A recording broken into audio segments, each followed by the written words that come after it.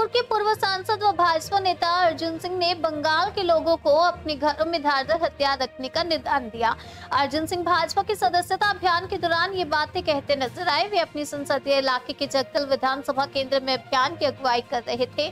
TMC के शासन में राज्य में बढ़ रहे लूट, हिंसा, महिलाओं के विरुद्ध अपराध की घटनाओं का मुकाबला करने के लिए अर्जुन सिंह ने आम लोगों को ये निदान किया।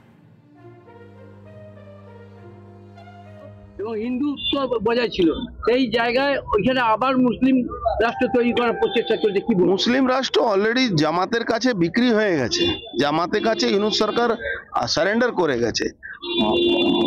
ইন্দিরা গান্ধী যে পূর্ব পাকিস্তান ভেঙে বাংলাদেশ বানিয়েছিলেন, সেই পূর্ব পাকিস্তানে বাংলাদেশ যখন বানানো হয়েছিল তখন একটা মুক্তি বাহিনীর বড় কাজ ছিল, বড় ভূমিকা ছিল।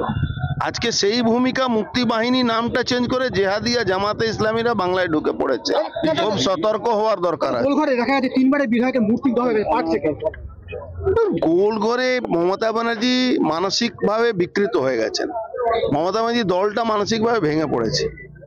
যেখানে তিনবার এমএলএ, ভাইস চেয়ারম্যান যিনি মমতা ব্যানার্জির সঙ্গেই ছিলেন যখন থেকে মমতা ব্যানার্জি দল তৈরি করেছিলেন, তার মূর্তিকে মমতা ব্যানার্জি ভাঙিয়ে দিচ্ছেন, তার মূর্তিকে সরিয়ে দিচ্ছেন, মমতা ব্যানার্জির ইনস্ট্রাকশনে পাটপাড়া পৌরসভা করে দিচ্ছে।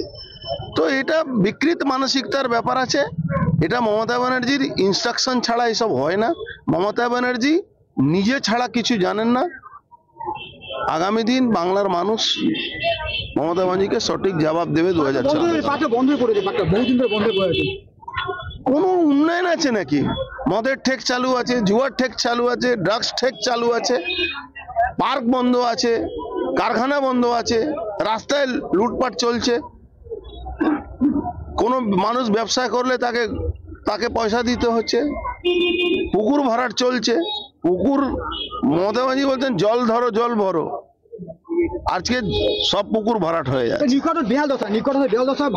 কোন কার্ড রোড বেহাল দশা নেই, সব জায়গায় বেহাল দশা। বাংলায় বেহাল দশা। বাংলা জেহাদিদের হাতে উনি দিয়ে দিয়েছেন। উনি ভাবছেন 30% ভোট নিয়ে ক্ষমতায় থাকবেন, মূর্খে স্বর্গে বাস করেন। 2026-এ মমতা ব্যানার্জি থাকবেন না।